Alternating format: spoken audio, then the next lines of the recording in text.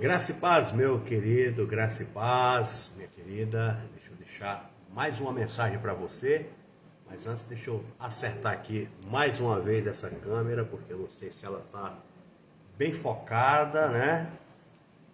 Mas louvado seja Deus. Queridos, Evangelho de João, capítulo 5, versículo de 1 a 8. Vamos meditar nesta palavra, mas antes eu quero orar. Soberano Deus, eterno Pai, Deus Todo-Poderoso, Deus Criador do céu e da terra, Pai de nosso Senhor e do nosso Salvador Jesus Cristo, meu Deus, que a Tua palavra vá e produza resultados para o qual está sendo mandada, que esta palavra não volte vazia, mas que essa palavra, meu Deus, ela fale, ela toque, ela edifique a vida de quem está ouvindo esta mensagem em nome de Jesus. Amém. Deus abençoe você. Deus abençoe a tua família também. Evangelho de João, capítulo 5, versículo de 1 a 8, diz assim, ó.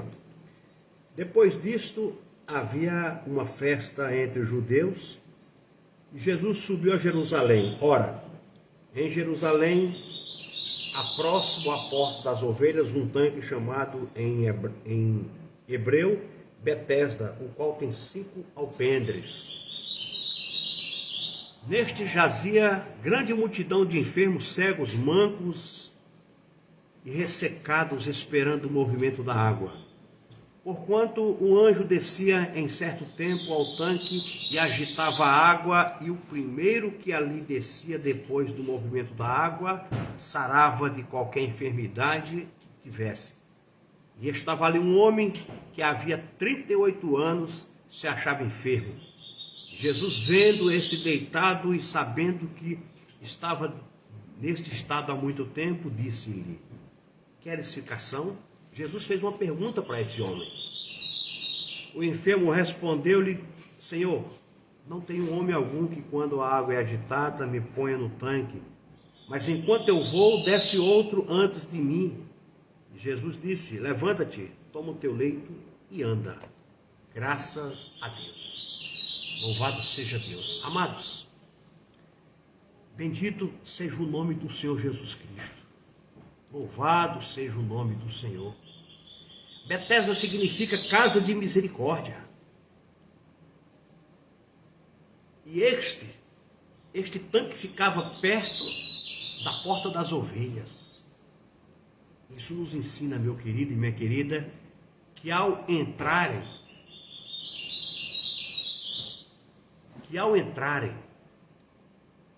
as ovelhas para se refrescarem junto à fonte de água viva. Graças a Deus. E isso aqui, meu querido, isso nos ensina que ao entrarem as ovelhas para se refrescarem junto à fonte de água viva,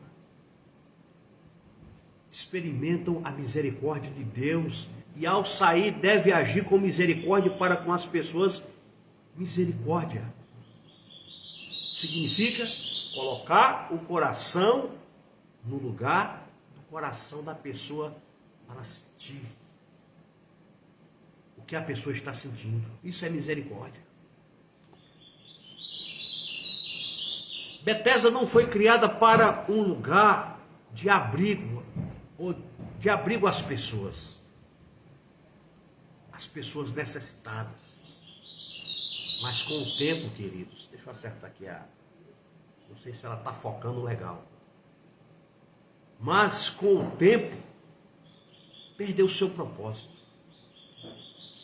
Pois as pessoas doentes se acumularam naquele lugar, em frente àquele tanque, na beira daquele tanque, naquele lugar, que antes era um lugar de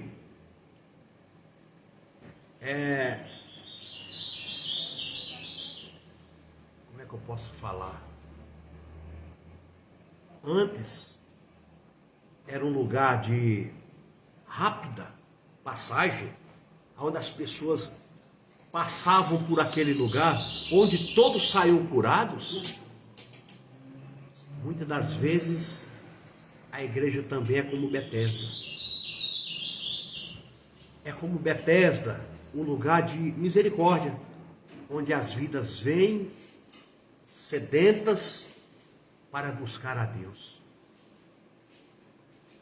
Mas perde seu propósito com o tempo.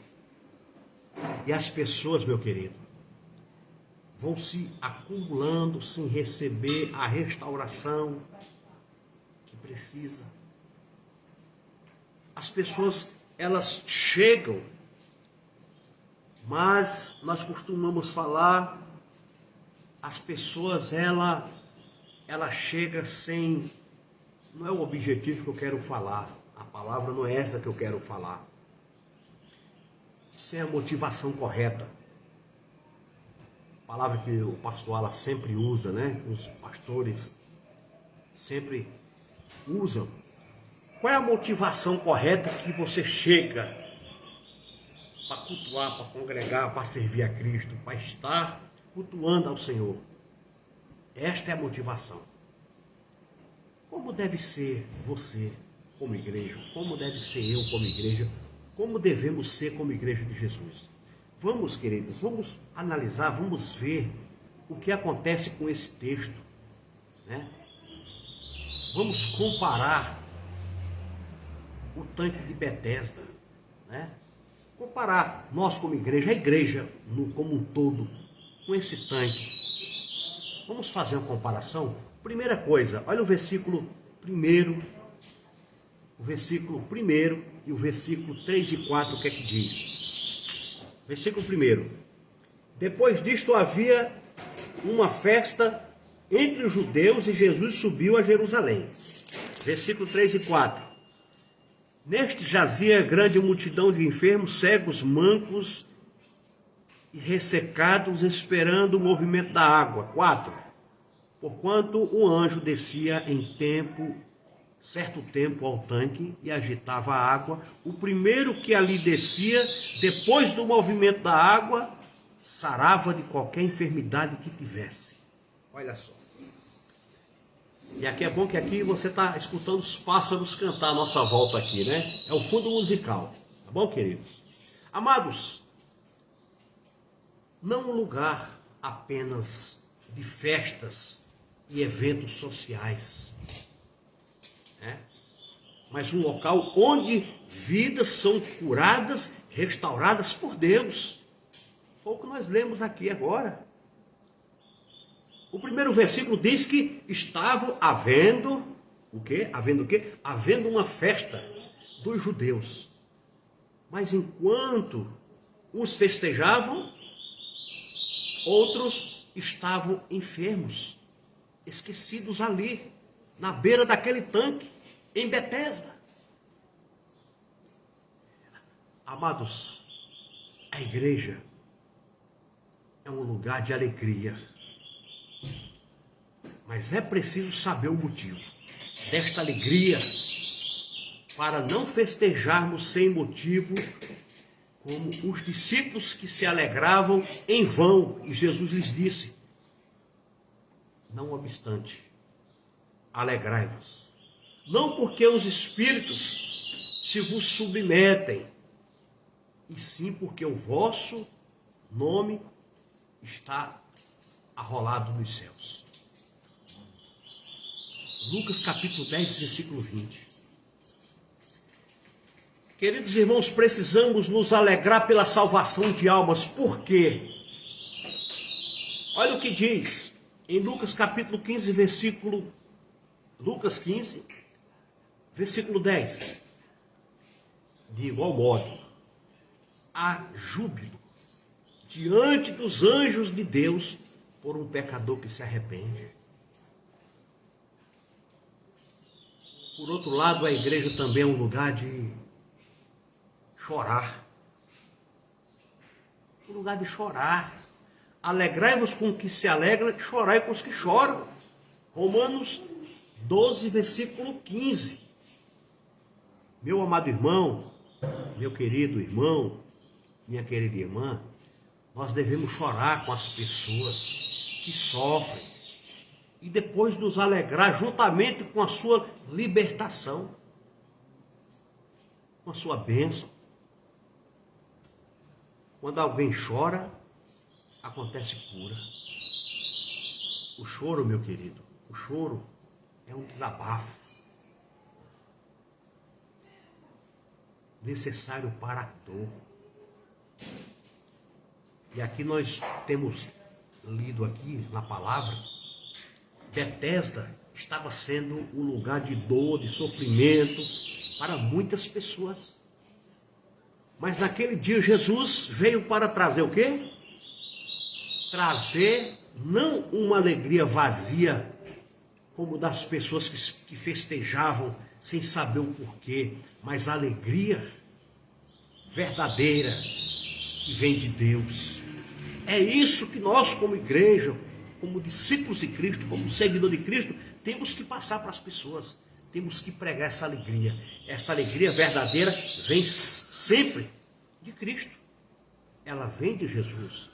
Porque nós lemos que tinha uma festa, as pessoas estavam festejando, e logo ali do lado um tanque cheio de pessoas doentes, tristes, chorando, esperando o anjo descer para mover as águas, e o primeiro que entrasse ali seria curado. Mas a festa continuava, a alegria tinha do lado, pessoas alegres. Aí eu pergunto mais uma vez, qual a tua motivação de estar na casa de Deus? Aquele homem, a Bíblia diz que ele sofria há 38 anos e foi curado. Saiu dali alegre. Por que saiu dali alegre? Porque Cristo deu essa alegria no coração dele. Cristo restaurou a saúde. Cristo restaurou a vida. Cristo restaurou a vida espiritual desse homem. Eu quero aqui dizer para você, meu querido, que nós não podemos ter essa motivação de estar congregando em busca de cura, em busca de milagres, em busca da casa própria, em busca do carro, em busca do bom emprego. Não, isso faz parte, se assim o Senhor quiser nos abençoar. Não é assim que diz? Buscar em primeiro lugar o reino de Deus e as demais coisas nos serão acrescentadas? Então é isso, meu querido, mas que a nossa motivação não seja essa. Que a nossa motivação seja buscar o reino, seja buscar Cristo, seja buscar, embora você venha doente, você venha canceroso, você venha desempregado, você venha do jeito que você vier, mas que a tua motivação seja de adorar o Senhor, de buscar o reino de Deus, de desejo de morar no céu, desejo de evangelizar, de pregar a palavra, de anunciar Cristo às pessoas. E esta tem que ser a nossa motivação. A cura é uma consequência da tua busca, é uma consequência. Se nós formos curados, amém, glória a Deus. Se não for, mas que a tua motivação seja o céu. Não importa, meu querido, como você parta dessa vida, o importante é que o teu nome esteja escrito no livro da vida. A igreja deve ser um lugar de refrigério, de refúgio, para quem está triste, para quem está desanimado, para quem está desesperado. Quem está triste, sai alegre pela presença de Jesus Cristo, pela presença de Deus, através da oração, através dos cânticos, através da mensagem, da palavra de Deus. É você sair feliz, sair alegre, contente, motivada a olhar para a cruz e querer o céu em tua vida. Quem chega enfermo na igreja, sai curado pelo poder de Deus, pela vontade de Deus, pela palavra de Deus. Aí sim é uma verdadeira festa no céu, que começa na terra e continua no céu. Mas que a nossa motivação, que a nossa busca seja o céu. Que o nosso interesse, as nossas intenções, a nossa motivação seja simplesmente o céu. O desejo do céu. O desejo que o nosso nome esteja no livro da vida. O desejo por almas, por ganhar almas, por falar do amor de Cristo para as pessoas. E que as pessoas sejam tocadas pela palavra de Jesus Cristo. Que as pessoas não venham para a igreja, não venham congregar em busca simplesmente da cura, em busca simplesmente do trabalho, do emprego, do carro, da casa. Não. Que isso não seja a tua principal motivação. A igreja tem sido um lugar de cura para você. A igreja tem sido um lugar de restauração para você? A igreja tem sido um lugar de paz para você? Não importa como você chega à igreja. O importante é como você vai sair. Que você saia com o pensamento, não como talvez você tenha entrado, não. Eu vou buscar minha cura, eu vou buscar minha restauração, eu vou buscar isso e aquilo, não. Que isso não seja a tua motivação, mas que você entre com a motivação correta, certa. Eu vou adorar a Deus, eu vou buscar o Senhor, eu estou desempregado, mas eu vou, a minha motivação, o meu objetivo ali é louvar a Deus, é sentir a presença dEle, porque no tempo dEle as coisas vão acontecer na minha vida. É isso, meu querido, para que você saia dali restaurado espiritualmente, restaurado também fisicamente, mas quando você busca o Senhor de todo o teu coração, todo o teu coração, com toda a tua alma, busca o Senhor, aí vem a restauração na tua vida. Segunda coisa que nós encontramos aqui, olha o que diz o versículo 2. O versículo 2 diz: ora, em Jerusalém, próximo à porta das ovelhas, um tanque chamado em hebreu Betesda, o qual tem 5 alpendres. E o versículo de 5 a 7 diz: e estava ali um homem que havia 38 anos, se achava enfermo. Jesus, vendo este deitado e sabendo que estava neste estado há muito tempo, disse: queres ficar são? O enfermo respondeu-lhe: Senhor, não tenho homem algum que quando a água é agitada me ponha no tanque, mas quando eu vou, desce outro antes de mim.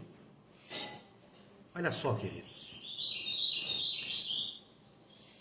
Betesda é lugar de estender a mão. Nós precisamos estender a mão. Nós precisamos olhar para as pessoas que estão à nossa volta, amar, estender a mão. Não é só apontar o dedo, não, é estender a mão para a pessoa. É mostrar na Bíblia. É ser cristão de verdade. É ser cristão de verdade. Não um lugar de ficarmos separados por pavilhões e status. Você veja que aqui tem 5 pavilhões, como diz o versículo 2, mais um local, onde um ajuda o outro.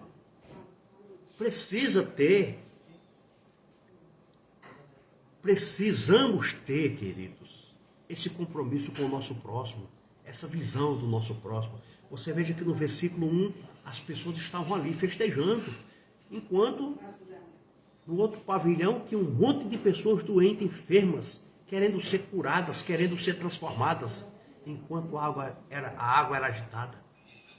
Em Betesda havia 5 pavilhões, que seriam como degraus, onde as pessoas ficavam, e era o que conhecemos hoje, como se fosse fila por ordem de chegada. Todos disputavam o mesmo espaço, o mesmo lugar, próximo do tanque, para ter a chance de entrar na água, meu querido, e ser curado, ser transformado, ser liberto. Havia um clima de competição. Cada um disputava com o outro, cada um queria o melhor espaço, cada um queria o melhor lugar. Ninguém estendia a mão para pessoas com mais dificuldade. Ninguém estendia a mão para aquele que tinha mais debilidade, era mais debilitado, como diz o versículo 7. E Jesus, sabendo que aquele homem estava ali há muito tempo, com certeza quando Jesus chegou ali, deveria ter mais pessoas. Mas o texto relata desse homem, que há 38 anos tinha essa doença. Eu não sei quanto tempo ele estava ali naquele tanque. A Bíblia diz que ele tinha 38 anos enfermos. talvez estivesse ali uma boa parte da sua vida, talvez estivesse ali desde de moço, né? Ou talvez chegou ali já há pouco tempo, mas Jesus viu algo especial naquele homem. Por isso, aquele homem ficou ali tantos anos esperando alguém que o ajudasse, meu querido, que estendesse a mão. Nós precisamos estender a mão para as pessoas. Talvez Jesus olhou para aquele homem, viu que talvez pudesse ser o mais debilitado, o que menos chance teria de chegar naquele tanque. A igreja também, muitas das vezes, fica como Betesda, a degraus e pavilhões. Existem cargos, status que separam pessoas, meu amado irmão, minha amada irmã. Uns se acham melhores do que outros. E mais, uns se acham melhores do que outros. E mais perto da bênção, se esquecendo de estender a mão para o seu irmão. Esquecendo de estender a mão para o seu próximo. Esquecendo de estender a mão para o necessitado. Existem cristãos que usam seus cargos na igreja como se fossem pavilhões. Amados, estenda as tuas mãos para quem precisa. A única coisa que aquele homem precisava era de alguém que lhe estendesse a mão. Simplesmente isso. E muitas das vezes deve ter visto o anjo descer e mover as águas. Imagine se aquele homem tivesse ali muitos anos, cada ano ele via o mover das águas, via o anjo descer e não podia chegar lá. Não tinha força para chegar lá. Não sabia o momento, não sabia o dia para chegar lá. Ou se tivesse um parente, uma pessoa, um amigo ali, uma pessoa que pudesse ir, não ficaria porque não sabia o dia, não sabia a hora. E anos aquele homem esperando o mover das águas. Outros chegavam primeiro, mas não lhe havia quem estendesse a mão. Versículo 7 que nós lemos. Não tinha ninguém para estender a mão para aquele homem. Nesse sentido, a igreja deve ser assim. Estenda a mão, meu querido. Estenda a mão. Não seja muquirana. Não seja avarento. Não seja um avarento, mas estenda a tua mão em todos os sentidos. É estender a mão para passar na casa de um irmão para levar, para dar uma carona. É estender a mão quando você vê um irmão passando necessidade. É você estender a mão quando você vê que o teu próximo está precisando de um apoio, de uma orientação, de uma palavra, de um consolo. A igreja deve ser um lugar onde o irmão não se acha melhor do que o outro. Onde um estende a mão para o seu próximo e o ajuda. A igreja é um lugar de estender a mão, meu querido. Nunca vá à igreja para se achar melhor do que o outro, do que outra pessoa, do que o teu próximo, do que o teu irmão. Nem se esqueça de estender a mão para quem precisa. Olhe para seus irmãos, não com olhar superior, mas em igualdade e amor. Jesus chegou diante daquele homem em pé de igualdade. Ele não subiu nos pavilhões, foi humilde, estendeu sua mão para ajudar aquela vida que tanto precisava de apoio. Aquele homem, meu amado, minha amada, esperava um anjo que movesse a água, mas uma só palavra de Jesus, ele foi curado, ele foi restaurado, ele foi tratado. Muitas pessoas matam com suas palavras ferinas cristãos. E até pastores vivem amargurados por palavras dolorosas, Mas Jesus, com sua palavra doce e meiga, é capaz de curar, é capaz de transformar, é capaz de restaurar. Nós precisamos urgentemente de nossas igrejas abrir mão dos pavilhões de status e estender a mão, meu querido e minha querida, e falar palavras de cura. Palavras como um bálsamo para os corações um do outro. Você tem estendido a mão para seus irmãos na igreja? Você tem estendido a mão para os teus amados, aonde você congrega, aonde você cultua, aonde você adora o Senhor Jesus? Ou tem se distanciado em um pavilhão de status? Chegue perto dos irmãos da igreja, seja igreja, tá?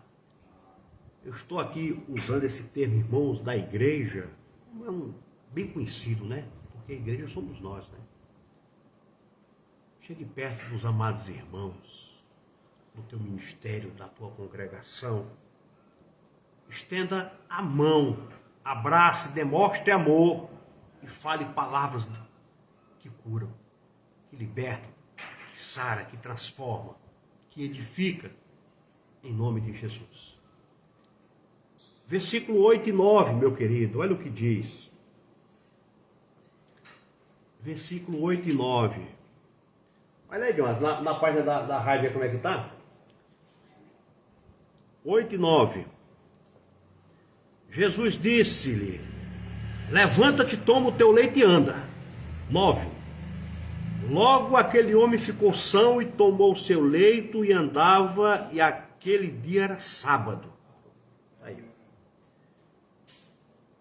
Amados, igreja, Betesda, é lugar de trabalho. Não um lugar de disputa. Para ver quem chega primeiro. Né? O versículo 4 dizia isso, né? Quando o anjo agitava, quando o anjo se agitava, as águas corriam para ver quem chegava primeiro. Não é lugar de disputa. Né? Não é um lugar para isso. Né? Ou preocupar com legalismo, como diz o versículo 9. Olha o 9, o que é que diz? Vou reler. E logo aquele homem ficou são e tomou o seu leito e andava, e aquele dia era sábado. Está vendo? Os fariseus ficaram furiosos porque era sábado, meu querido. E o homem não podia trabalhar. O homem não podia fazer nada. Olha o versículo 10. Então os judeus disseram àquele que tinha sido curado: é sábado, não te é lícito levar o leito. Tá vendo? Não era nem permitido levar a cama, não era nem permitido levar as cobertas, que aquele homem estava ali deitado. Isto é legalismo. Amados irmãos, o homem curado havia ficado muitos anos parado, desprezado, e não queria saber se era sábado. O importante é que foi curado. A primeira coisa, meu amado irmão, minha amada irmã, a primeira coisa que Jesus mandou aquele homem fazer foi trabalhar. Pega a tua cama, vai para a tua casa, toma o teu leito. E ele foi para casa, como diz o versículo 8. Amado, Jesus não gosta de bagunça. Jesus não gosta de sujeira. Aquele homem não podia sair dali curado e deixar a sua cama para trás, no meio do caminho. Precisava levar seu leito e levar também, meu querido. Isso é trabalho. Um sintoma de cura ou saúde é o trabalho. Quem está bem tem condições de trabalhar. Aquele homem com certeza ele veio trazido por mãos de outras pessoas. Aquele homem, com certeza, alguém trouxe aquela cama, talvez um colchão, porque ele precisaria ficar ali muito tempo deitado. Trouxe um colchão, talvez trouxe um guarda-sol, talvez trouxe ali lençol, coberta, um colchão, trouxe.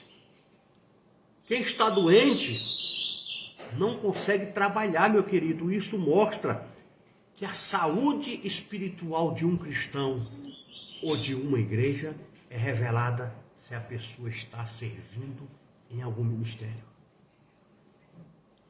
Amados, cristão que não trabalha é porque está doente, doente espiritual. Nós precisamos, amados irmãos, trabalhar na obra do Senhor. Nós precisamos, irmãos, se envolver nos ministérios, se envolver na obra do Senhor. Nós precisamos estar apoiando o nosso ministério. Nós precisamos estar envolvido na obra de Deus. O legalismo nas igrejas impede muitas pessoas de trabalhar servindo ao Senhor com seus dons, por causa das regras que muitas vezes pedem, ao invés de incentivar. Nós precisamos trabalhar, nos envolver, evangelizar, pregar a palavra, louvar ao Senhor, né? Músicos que tocam para o Senhor. Temos um momento do louvor, temos um momento da palavra, temos a escola para as crianças. Se envolva na obra do Senhor, se envolva na igreja de Jesus. A igreja, além de ser um lugar de cura, de estender a mão, é também um lugar de trabalhar servindo ao próximo. O cristão, meu querido, assim que é curado por Deus, tem que começar a servir. Assim que é tratado, que é curado, que é restaurado, que ele é convertido, que ele se converte, que ele aceita Jesus, ele tem que colocar a mão no arado, meu querido. Ele tem que trabalhar, não pode olhar para trás. Imediatamente chega de legalismo, que impede o trabalho na obra de Deus. Tem muita coisa a ser feita na obra de Deus, querido. Tem muita coisa. Tem muita coisa que a igreja precisa se envolver. Há muitos crentes que são curados por Jesus, mas não querem carregar seu leito. Não querem carregar sua cruz. Por isso, as igrejas de auditório estão cheias de pessoas que não querem servir, que não querem se envolver, que não querem trabalhar. Trabalhar é necessário. É uma forma de testemunhar que estamos nos capacitando, se envolvendo, sendo seguidor, sendo discípulo de Cristo para o serviço. Meu querido e minha querida, meu amado irmão, amados, o trabalho, ele é benéfico para as nossas vidas. Por isso muitas pessoas na igreja estão cheias de legalismo e nada acontece. Pessoas que não trabalham são capazes de criticar. São cheias de críticas. Deus não quer ninguém à toa na igreja, não, meu querido. Todo cristão deve ter um envolvimento na igreja, deve se comprometer com o ministério, deve estar junto com o seu líder, com o seu pastor, com o seu, não é bem líder, né? Com o seu pastor. E ele deve estar, qual é a palavra que eu queria usar aqui? Me fugiu da memória agora. Ele deve estar à frente, né? Juntamente com o pastor do ministério, dos trabalhos da igreja. Agora eu faço uma pergunta para você. Você tem trabalhado na congregação, você tem trabalhado no ministério, você tem se envolvido no ministério, você tem usado o talento que Deus te deu. Se você toca para estar na igreja louvando ao Senhor com o teu instrumento, um momento de louvor, você tem se dedicado no som da igreja, como um técnico de som, um sonoplasta. Você tem cuidado das crianças na escolinha, você tem dado aula na escola dominical, você tem se preparado nos estudos bíblicos, você tem se envolvido nos estudos bíblicos. Jesus te curou para trabalhar para Ele. Jesus transformou a tua vida para você testemunhar. Jesus te restaurou, te tirou do poço de lama que você vivia para você testemunhar, não para você ficar com os braços cruzados e não testemunhar do amor dele, de Jesus. Igreja é lugar de cura, igreja é lugar de estender a mão, igreja é lugar de trabalhar. Aquele lugar que fora separado por Deus para operar milagres, se tornou em um lugar de status, disputas e festas. Mas quando Jesus chegou, se transformou em um lugar de cura. Você veja que no versículo 1, aquelas pessoas estavam em festas. Quantas igrejas hoje estão vivendo em festas, pintando suas paredes de cor preta, negra, preta, né? Escura. Luzes piscando. Luzes apagadas, semi-apagadas. Paredes enfeitadas. Tetos luminosos. Muitas igrejas, muitas denominações, muitos ministérios continuam como o versículo 1 diz, continua em festa, continua festejando, enquanto vidas estão precisando de ser restauradas, de ser transformadas, de ser curadas, de ser renovadas, de se converter a Cristo, porque não tem uma palavra bíblica para que essas pessoas se convertam ao Evangelho. Mas as nossas igrejas, meus amados, precisam ser restauradas, ter a presença de Cristo, ter a palavra do Senhor, ser um lugar de cura, de estender a mão e trabalhar juntos. Não podemos permitir que a igreja perca seu propósito, sua referência de curar vidas, de solidarizar, de ter solidariedade, trabalho para o reino de Deus. É isso que nossa igreja, que nós precisamos ser. Uma igreja que estende a mão, uma igreja que abraça, uma igreja que contribui com o reino de Deus, uma igreja que prega o Evangelho, que prega a genuína palavra de Cristo.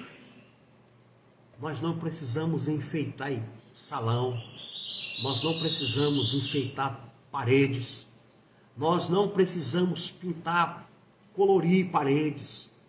Nós precisamos simplesmente de pregar a palavra do reino de Deus. Nós precisamos simplesmente pregar a palavra. Não precisa você fazer show gospel para atrair jovens. Simplesmente pregue a palavra para os jovens. Pregue a santa e poderosa palavra para os jovens, como diz o pastor Geraldo. Que Deus abençoe o pastor Geraldo. Deus abençoe os amados irmãos do Ministério Igreja Bíblica Cristã, o qual faço parte, o qual eu tenho um prazer o privilégio de estar nesse ministério abençoado, o ministério bíblico, o ministério de Deus. O ministério que, graças a Deus, tem a palavra como base, como princípio. Aqui está o manual que nós usamos para ministrar aos corações. Não precisamos inventar nada, não precisamos mudar nada. Simplesmente temos que continuar pregando o Evangelho do Reino de Deus. Deus abençoe tua vida, Deus abençoe tua casa, Deus abençoe tua família. Fique com essa palavra no teu coração. Se você sentir no teu coração, compartilhe com outras pessoas. E a Deus toda a glória.